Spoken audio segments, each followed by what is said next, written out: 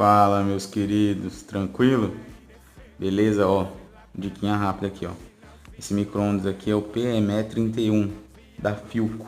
Não sei onde tá escrito Philco nele, mas é Philco, beleza? Ele tava com um problema em não funcionar o touch. Vocês podem ver que eu ranquei o visorzinho dele aqui.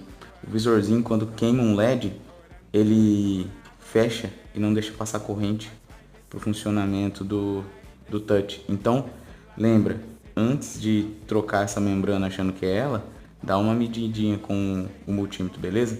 Um abraço, moçada, tamo junto.